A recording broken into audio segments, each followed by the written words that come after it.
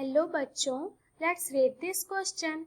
The question says that energy associated with an orbit decks as its distance increases from the nucleus. तो बच्चों यहाँ पे हमारा question बोल रहा है कि जो ऑर्बिट से जो एनर्जी एसोसिएटेड होता है वो क्या होगा अगर distance of from nucleus increase होगा तो बच्चों यहाँ पे हमारा क्वेश्चन के हिसाब से यहाँ पे हमारा क्या हो जाएगा की कॉन्सेप्ट यहाँ पे हो जाएगा एनर्जी ऑफ एन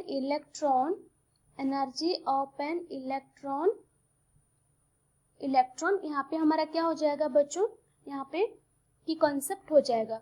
तो बच्चों हम अब क्वेश्चन को सॉल्व करेंगे। तो बच्चों एक एटम में क्या होता है, न्यूक्लियस होता है, प्रेजेंट होता है न्यूक्लियस, और इन न्यूक्लियस के चारों तरफ क्या होता है, इलेक्ट्रॉन रिवॉल्व करते हैं। इलेक्ट्रॉन रिवॉल्व विदिन एन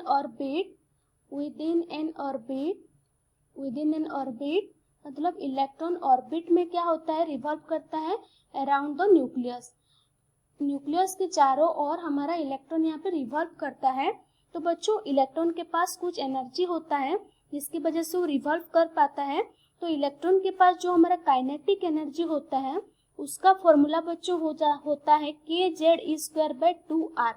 तो बच्चों यहाँ पे क्या हो जाएगा, जो काइनेटिक एनर्जी है वो क्या है, वो इनवर्सली प्रोपोर्शनल टू यहाँ पे r होता है। तो हम बोल सकते हैं अगर हमारा r यहाँ पे क्या होता है, r यहाँ पे होता है रेडियस होता है, r यहाँ पे हमारा हो जाता है रेडियस होता है।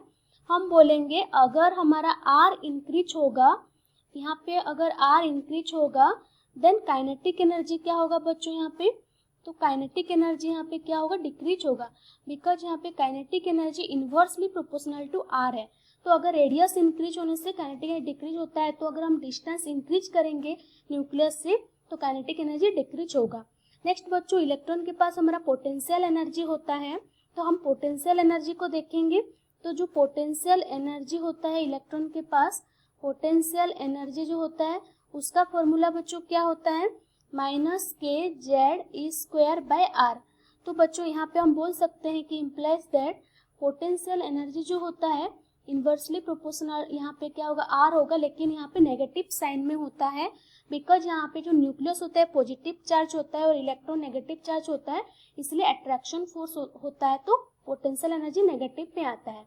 तो बच्चों यहाँ पे हम देख सकते हैं अगर हम r को क्या करेंगे, इंक्रीज करेंगे, r को इंक्रीज करने से क्या होगा, यहाँ पे पोटेंशियल एनर्जी क्या होगा, नेगेटिव में डिक्रीज होगा, मींस यहाँ पे पोटेंशियल एनर्जी इंक्रीज हो जाएगा।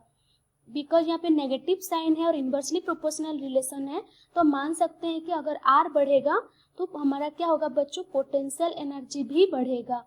ये क्या होगा, पोटेंशियल एनर्जी भी बढ़ेगा। तो बच्चों हम अब टोटल एनर्जी की बात करते हैं। यहाँ पे टोटल एनर्जी बच्चों क्या होता है, टोटल एनर्जी जो होता है वो होता है kinetic energy plus potential energy होता है। तो हम देखिए अभी काइनेटिक एनर्जी का फॉर्मूला क्या था, kz²/2r। तो यहाँ पे हम पुट करेंगे kz²/2r, और यहाँ पे पोटेंशियल एनर्जी होता है बच्चों यहाँ पे -kz²/r। तो हम टोटल एनर्जी को लिख सकते हैं -kz² यहाँ पे 2r होता है, kz²/2r होता है। तो बच्चों यहाँ पे हम देख सकते हैं अगर हम r को क्या करेंगे, अगर r को इंक्रीज करेंगे तो हमारा जो टोटल एनर्जी है वो नेगेटिव में डिक्रीज करेगा।